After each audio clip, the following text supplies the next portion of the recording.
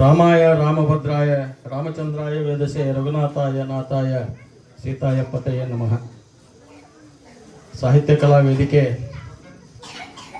ಗದಗ ಜಿಲ್ಲೆಯ ವತಿಯಿಂದ ವಾರ್ಷಿಕೋತ್ಸವದ ಈ ಸುಂದರ ಕಾರ್ಯಕ್ರಮದಲ್ಲಿ ವಿಶೇಷವಾಗಿ ರಾಮಪಥ ಎನ್ನುವಂಥ ಕಾರ್ಯಕ್ರಮವನ್ನು ತೆಗೆದುಕೊಂಡು ನಮ್ಮ ಕೋಳಿವಾಡ ಪಾಟೀಲ್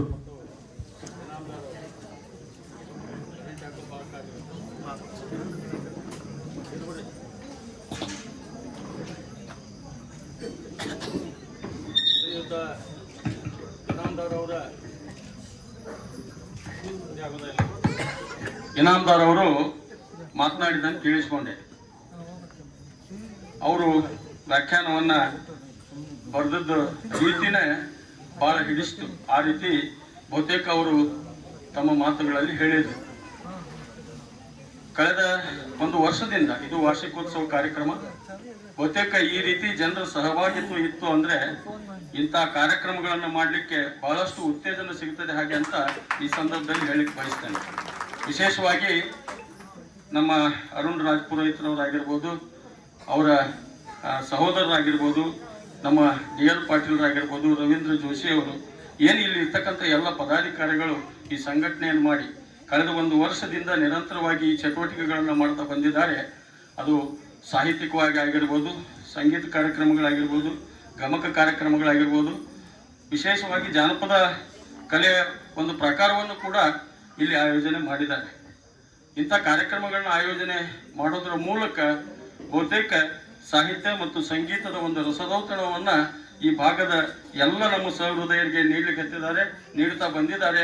ಇದು ಕೇವಲ ವಾರ್ಷಿಕೋತ್ಸವ, ಇವತ್ತಿನ ವಾರ್ಷಿಕೋತ್ಸವ ಆಗದೆ ದಶಮಾನೋತ್ಸವ ಆಗಬೇಕು. 25ನೇ ವರ್ಷದ ವಾರ್ಷಿಕೋತ್ಸವಕ್ಕೂ ಕೂಡ ನಾವು ಬರುವಂಗ ಭಗವಂತ ಆಶೀರ್ವಾದ ಮಾಡಲಿ ಅಂತ ನಾನು ಭಗವಂತನಲ್ಲಿ ಪ್ರಾರ್ಥಿಸ್ತೇನೆ.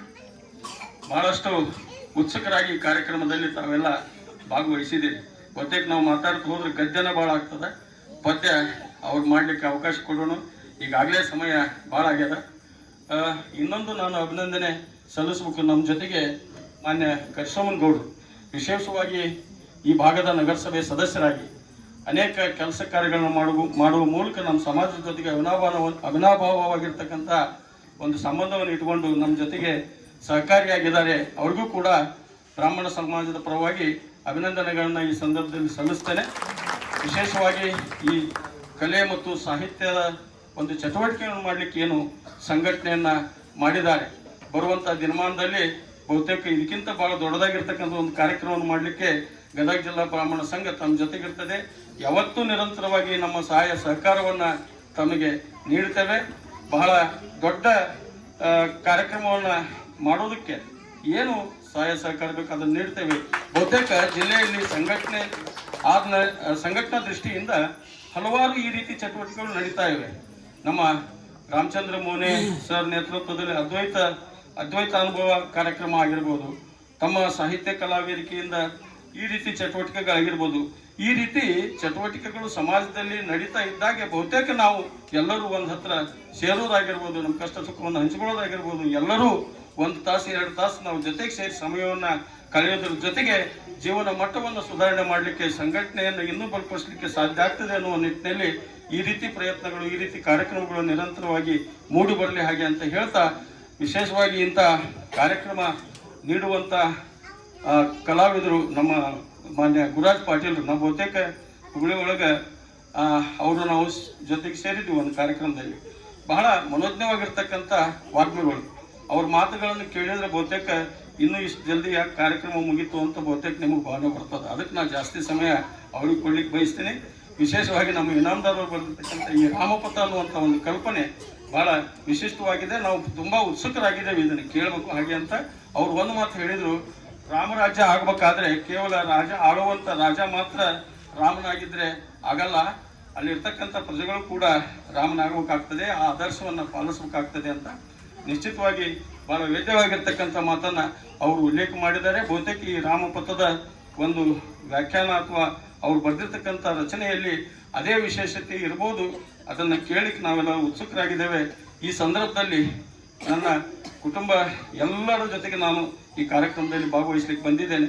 ವಿಶೇಷವಾಗಿ ನನಗೆ ಮತ್ತು ನಮ್ಮ ಮನೆಯವರಿಗೆ ಸನ್ಮಾನ ಮಾಡಿದ್ದು, ಸನ್ಮಾನಕ್ಕೆ ಎಷ್ಟು ಯೋಗ್ಯನೋ ಗೊತ್ತಿಲ್ಲ ನನಗೆ. ನಿಮ್ದೆಲ್ಲ ಶಕ್ತಿಯಿಂದ ಬಹುತೇಕ ಸಣ್ಣ ಪುಟ್ಟ ಹಲವಾರು ಸಾಮಾಜಿಕ ಕಾರ್ಯಗಳನ್ನು ಮಾಡ್ಲಿಕ್ಕತ್ತಿದ್ದೀನಿ. ನಮಗೆ ಸನ್ಮಾನ ಮಾಡಿದ್ದಕ್ಕೆ ಇಲ್ಲಿರ್ತಕ್ಕಂಥ ಎಲ್ಲ ಹಿರಿಯರಿಗೆ, ಗೌರವಾನ್ವಿತರಿಗೆ ವಂದನೆಗಳನ್ನು, ಅಭಿನಂದನೆಗಳನ್ನು ಸಲ್ಲಿಸೋದ್ರ ಮೂಲಕ ಅನೇಕ ಹಿರಿಯರಿಗೂ ಕೂಡ ಇವತ್ತಿನ ದಿವಸ ತಾವು ಸನ್ಮಾನಿಸಿದ್ರಿ. ಆ ಕಾರ್ಯ ಬಹಳ ಸುಸ್ತಾರವಾಗಿತ್ತು. ಈ ರೀತಿ ಚಟುವಟಿಕೆಗಳು ನಿರಂತರವಾಗಿ ನಡೀಲಿ, ಮೂಡಿಬರಲಿ. ಇದಕ್ಕೆ ನಮ್ಮ ಅಗತ್ಯ ಸಹಾಯ ಸಹಕಾರ ನಿರಂತರವಾಗಿ ಗದಗ ಜಿಲ್ಲಾ ಬ್ರಾಹ್ಮಣ ಸಂಘಟನೆ ಮೂಲಕ ತಮಗೆ ಸಿಗುತ್ತದೆ ಹಾಗೆ ಅಂತ ಹೇಳ್ತಾ ನನ್ನ 4 ಮಾತುಗಳನ್ನು ಮುಗಿಸ್ತೇನೆ. ಜೈ ಹಿಂದ್, ಜೈ ಕರ್ನಾಟಕ.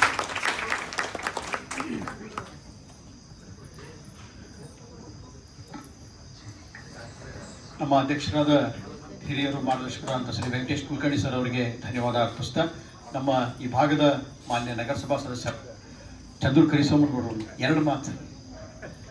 ಒಂದೆರಡು ಮಾತುಗಳನ್ನು ನಮ್ಮ ಎಲ್ಲ ಹಿರಿಯರ ಅಪೇಕ್ಷೆ ಮೇರೆಗೆ ಹೇಳಬೇಕಂತ ವಿನಂತಿ.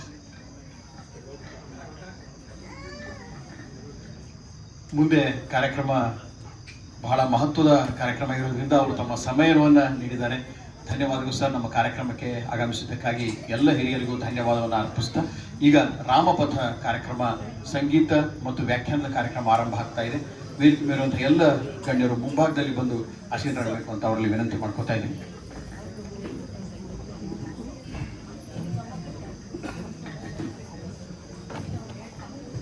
ನಮ್ಮ ಈ ರಾಮಪಥ ಕಾರ್ಯಕ್ರಮ ಗಣೇಶ ಸ್ತುತಿಯೊಂದಿಗೆ, ಪ್ರಾರ್ಥನೆಯೊಂದಿಗೆ ಆರಂಭ ಆಗ್ತಾ ಇದೆ. ಇದೀಗ ಶ್ರೀಮತಿ ಸಂಗೀತಾ ಕುಲಕರ್ಣಿ ಅವರು ಪ್ರಾರ್ಥನೆಯನ್ನ ನೆರವೇರಿಸಿಕೊಡ್ಬೇಕು ಅಂತ ಅವರಲ್ಲಿ ವಿನಂತಿ ಮಾಡ್ಕೊಳ್ತಾರೆ.